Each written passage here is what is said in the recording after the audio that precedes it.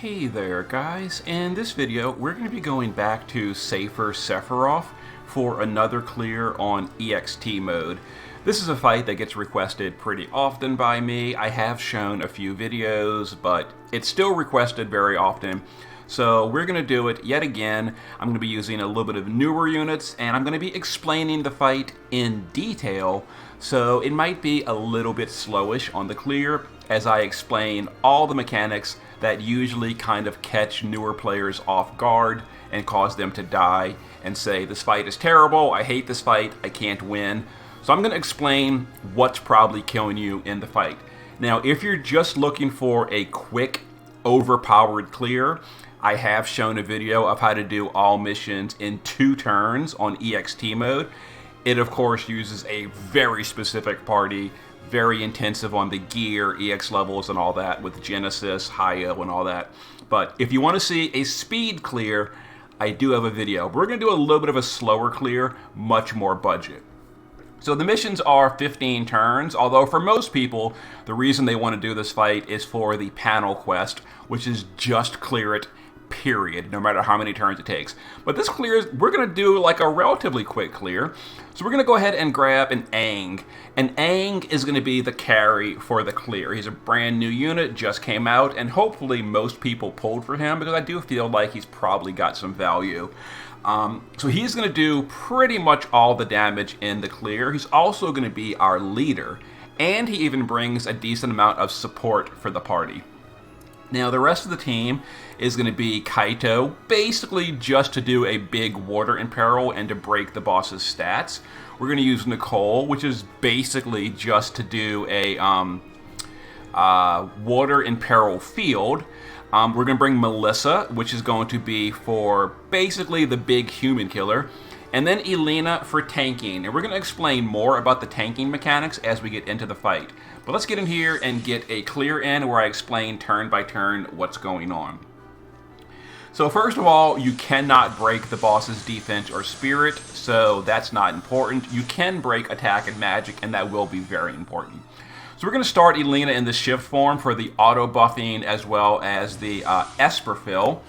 So on turn 1 of the fight, the boss is going to do some fire and earth magical damage. You want your magical tank wearing 150 earth and fire resist. That way, after the imperil later on, you're still immune to the damage. You can totally ignore the fire and earth damage with 150 resist on your magical cover tank. There's also going to be some single target physical damage, which is going to go on a provoker. In this team, we're using Nicole as our passive provoke evasion unit. Now, this is very important. You need to have status immunity equipped on your provoker. Buffing will not work. The boss is going to dispel and then follow up with status effects on your provoker, so you need immunity from gear. That's one problem players usually have, is they buff status immunity and they're like, my provoker got paralyzed, what happened? That's because the boss is going to dispel you and then paralyze. Also, you're going to want death immunity on your provoker for later in the fight. We've got that as well. So on this fight, also, we're getting dispelled on turn 1. Now, there is ways to stop that dispel. That's more advanced. It's also kind of action intensive. You need 3 stacks of Nethicite, which is not easy to do. And if you're not doing a speed clear, don't worry about stopping the dispel. Just deal with it. So we're going to get dispelled on turn 1. So for this turn, we're going to use Nicole to do his crowned water and peril field. We'll use one of the Aangs to do some of the undispellable buffs, like the field. His Morning Dew is undispellable, and Clear Sun gives an undispellable LB damage buff. So we're going to go ahead and do that. Other Aang can just do Morning Dew.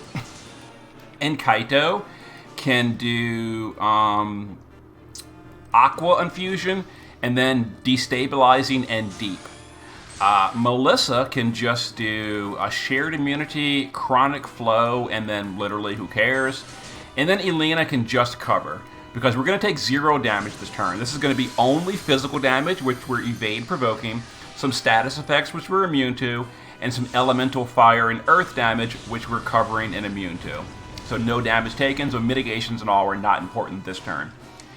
And we got dispelled, so we have no buffs at all. So we're going to go ahead and rebuff what we need to. So Nicole will just do Water Imbue on the party, because we're going to deal some damage this turn as well. So the boss does have Mirage. We might have countered and gotten rid of it, but in any case, for the Mirage, we're going to just use Pollux' Blade to dispel it. We're going to cover with Elena and Shelga. Now Melissa is going to do Minutes of Might for the stat buff. We're going to do Human Killer on one of the Aangs, and we'll do Parasol Shield for the human mitigation, which is going to honestly not matter that much in this clear, and you'll see why in a minute.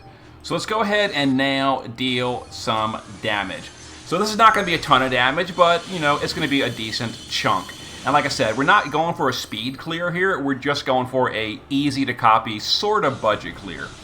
So turn 2 is mostly the same. Some fire damage, the boss gives himself Mirage, and then the boss imperils. But like I said, if you're wearing 150 resist, even after the imperil, you're still immune to the fire and the earth. We're actually a tiny amount short on earth resist, but it doesn't matter. We're going to take a tiny bit, but who cares? Okay, so on turn 3, we are going to set up for bursting next turn. Let's do our setup first, and then I'll explain more about turn 3. So Kaito will get ready for bursting by doing his base form Magnus. It gives him a modifier buff. Then kind of whatever. The Aangs will do their 150 Amplify. We're going to do Awaken Divinity on this turn. And then for the last action, kind of who cares. Other Aang will do 150 Amplify, Awaken Divinity, and this one will do Clear Sun because that'll give us that 400% stat buff again. Elena on this turn is going to do her LB. Her LB is going to be human mitigation. So let's go ahead and do the rest of the setup before I get into that. So Melissa will do Shared Immunity. We're going to do Human Killer on one of the Aangs, and then we can just do Bar Darkja to fill LB gauge in case we needed it on someone. Now Nicole on this turn doesn't have much to do here. We can just, you know, imbue, or honestly, it doesn't matter. He really has nothing to do that turn. So this turn, the boss will give himself a stack of Mirage. Now he's going to do these attacks 3 times Dean. Now Dean is a non-elemental AoE magical damage. You cannot immune it. And that is one part of the fight that a lot of newer players get stuck on, is they die to the Dean attack. Because it does a lot of damage if you don't handle it properly. There's a few ways to handle it. Basically, one of the best ways is to give yourself stacking mitigations. So, general, magical, and racial mitigation against humans. Sephiroth is a pure human. So some of the ways to do it, the easiest, cheapest way is by this ability right here. Mystic Tenacity gives you a permanent, undispellable 25% human mitigation. Another option is someone like Melissa, who has Parasol Shield, which gives you 55% human mitigation. But the best option is Elena, which has either Sanctuary at 80%, which we didn't use yet, we're going to use that later, but also Elena's LB is 75% human mitigation. So because we've got all that stacking mitigation to humans, magic, and general, we took basically like double-digit damage on Elena, which was nothing. Now, if you're not using Elena, if you don't have Melissa, you want to use other sources of good mitigation. For example, you can use Omnicover on that turn, which usually comes with 90% general mitigation. You can do things like setting up on turn 2 and then guarding on turn 3, which is another way to give extra mitigation by guarding. You can even do things like bringing Runda for 85% general mitigation. He's a free unit. If you've got Abigail, she's even better than Elena. She'll take like nothing here as well. I'm trying to make it a little bit more budget. And the final, the worst option, but certainly a usable one, is to just re-raise your tank. They'll cover it, they'll die, they'll come back. You'll be okay. Okay, so now turn 4.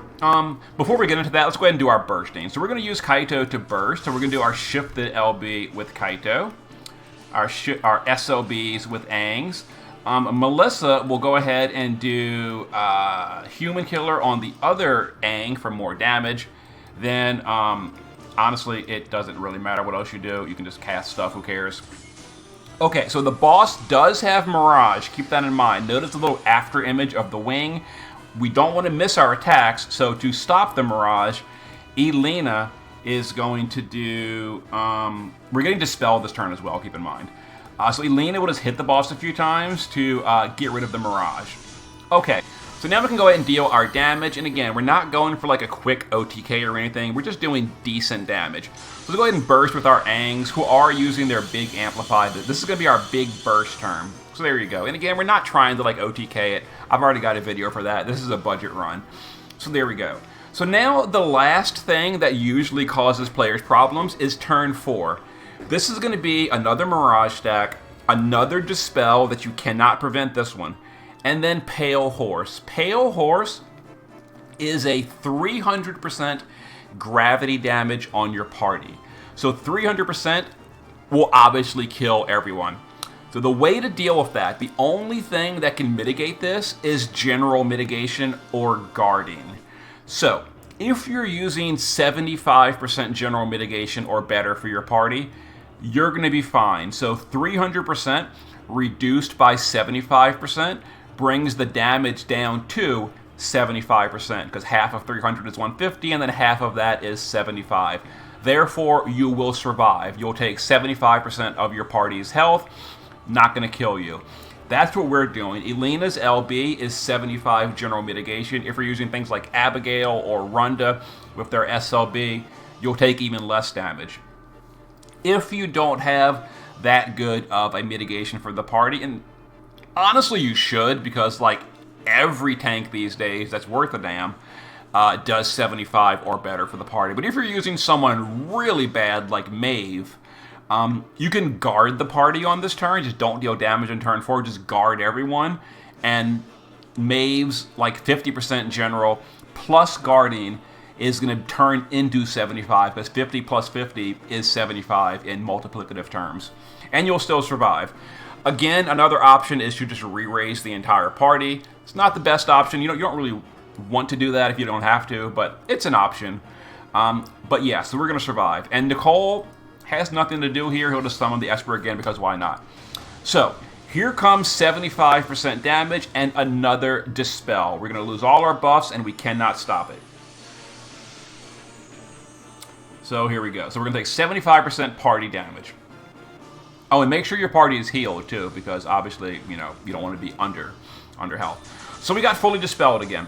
So here's another problem turn for newer players. Turn 5, directly after getting Dispelled, the boss is going to do single target death, which we're immune to. Our Provoker is immune. He's going to do another Mirage stack, and then he's going to do Supernova. Supernova is another very powerful, coverable, non-elemental magical damage. So because we just got Dispelled and we have to apply cover again, even if you did have like Abigail's SLB on this turn, you could not use it. So what we're going to do, we're going to use Elena to cover. We're going to Shelga.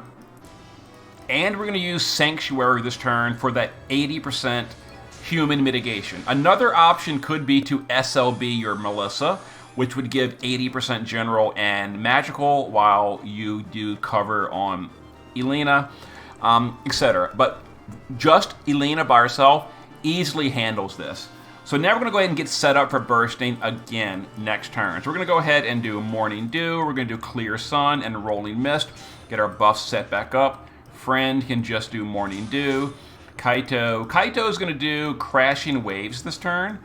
And let's go ahead and do Undulating just for the sake of it. And then Deep. Let's have Nicole. We got Dispelled, so not much. I mean, Nicole's literally just here for the field, and that's all he's here for. So Nicole can do Water Imbue, because whatever, and Melissa can do Shared. Human Killer on one of the Aangs, and let's do Bar Darkja, because we need to fill the LB gauge again, which is currently not filled. We're going to fill it with Melissa and Aang, or Melissa and Elena next turn. So there's the death. Here's the Supernova. It's going to do minimal damage to our Elena because of all the setup we did. I mean, it's still pretty much hurt. That's with 80% human mitigation. Keep in mind, the boss is pretty painful.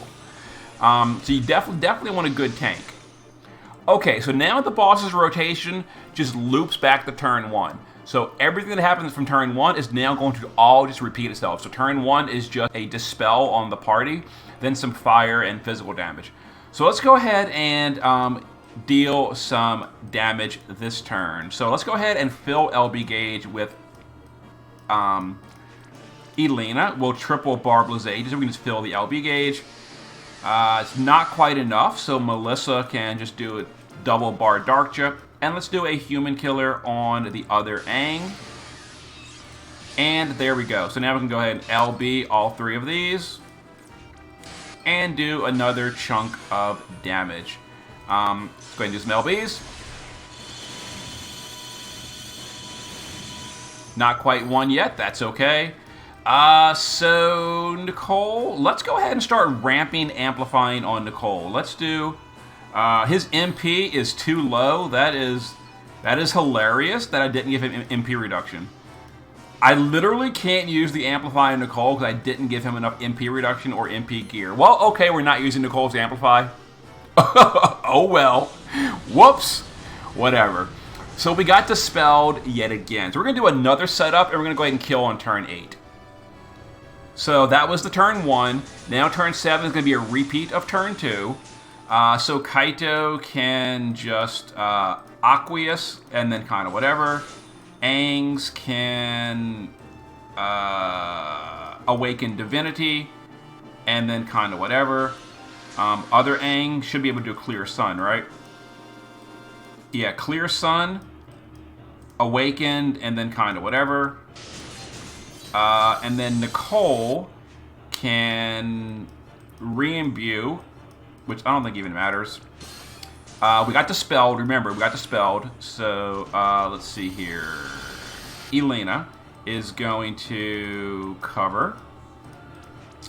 Sanctuary is not available, so we'll cover. We'll Shelga, and then we'll just Barb Blazega. And I normal attacked Melissa by accident. Whoops. Whoops. Oh well. I wasted Melissa's turn. It doesn't really matter. So that basically means we're not going to be able to double cast the Human Killer because I normal attacked Melissa by accident. I didn't mean to do that. That was a whoopsie. But we're going to win right here anyway. So let's go ahead and use the LB of Elena this turn for the human mitigation, also to get rid of that Mirage. Keep in mind that Mirage is a thing. Melissa on this turn can shared Bar Darkja and will Human Killer on one of the Aangs. And this honestly should be the end of the fight right here. And Kaito can LB as well. And yeah, that should be the end of the fight. And there it is. So turn 8 is a repeat of turn 3, which would have been the triple cast Dean, the non-elemental magic. But because we just did the LB of Elena, that's the 75% human mitigation, we would have been fine. Anyway, we did all the missions. I'll show you the gear. So Nicole is on Leviathan for the field. Other than that, he is crowned for the bigger field in peril. It's honestly optional. It just speeds up the fight. He's completely skippable here. Ignore Sword of Kings. We didn't use that. But he's passive provoke with the death immunity. So full evasion. A little bit of Esperfill and a provoke card. So, you know, budget gear. This is very cheap gear.